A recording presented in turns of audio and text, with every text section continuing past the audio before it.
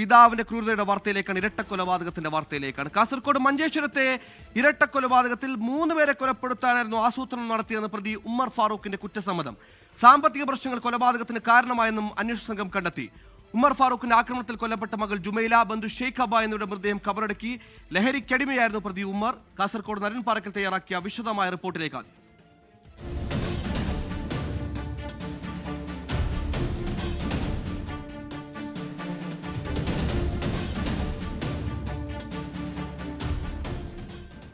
കഴിഞ്ഞ ദിവസം വൈകിട്ട് 5:30 നാടിനെ ഞെട്ടിച്ച ഇരട്ടക്കൊലപാതകം.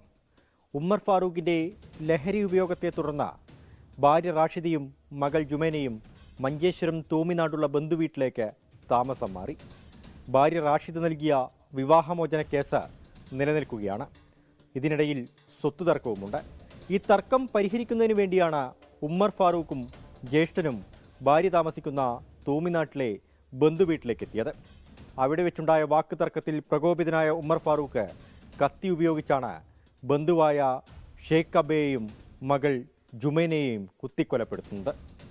3 പേരെ കൊലപ്പെടുത്തണമെന്ന ഉദ്ദേശത്തോടു കൂടിയാണ് തൂമിനാട്ടിലെ ബന്ധുവീട്ടിലേക്ക് എത്തിയതെന്നാണ് പ്രതി ഉമ്മർ ഫാറൂഖ് അന്വേഷണ സംഘത്തിന് നൽകിയ മൊഴി. ജുമൈല, റാഷിദ, ബന്ധു ഷെയ്ഖ് അബ്ബ എന്നിവരായിരുന്നു ആ 3 പേർ. ഇതിൽ ആദ്യം കൊലപ്പെടുത്തണമെന്ന് പ്രതി ഉദ്ദേശിച്ചത് ഷെയ്ഖ് അബ്ബയായിരുന്നു. കഴിഞ്ഞ 30 വർഷമായി ഉമ്മർ ഫാറൂഖ് ലഹരി ഉപയോഗിക്കുന്നുണ്ട്. ലഹരി ഉപയോഗം വർദ്ധിച്ചതോടെ വിദേശത്തുണ്ടായിരുന്ന ജോലിയും നഷ്ടമായി. 3 മാസം മുൻപ് നാട്ടിലെത്തി. വിദേശത്തുള്ളപ്പോൾ വീട്ടിലേക്ക് അയച്ചു കൊടുത്ത പണം ഷെയ്ഖ് അബ്ബ തട്ടിയെടുത്തെന്ന് ഈ പ്രതി ഉമ്മർ ഫാറൂഖ് കരുതി. അതാണ് പ്രതികാര നടപടിക്ക് കാരണം. ഉമ്മർ ഫാറൂഖിൻ്റെ ആക്രമണത്തിൽ കൊല്ലപ്പെട്ട 2 പേരുടെയും മൃതദേഹം ഇന്ന് വൈകിട്ടോടുകൂടി സംസ്കരിച്ചു.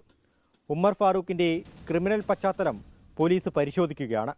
കർണാടകത്തിലെ ബച്ചിപ്പെ പോലീസ് സ്റ്റേഷനിൽ ഇയാൾക്കെതിരെ വ്യാജ പാസ്പോർട്ട് കേസ് നിലവിലുണ്ട്.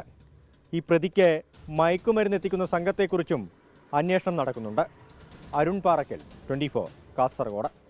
ലോകത്തെവിടെയായാലും ഏത് സമയത്തും 24 വാർത്തകളും ഓഗ്മെന്റഡ് റിയാലിറ്റി പാക്കേജുകളും എക്സ്പ്ലെയിനറുകളും വിശദമായി കാണാൻ ഞങ്ങളുടെ യൂട്യൂബ് ചാനൽ നിങ്ങൾക്ക് സബ്സ്ക്രൈബ് ചെയ്യാം.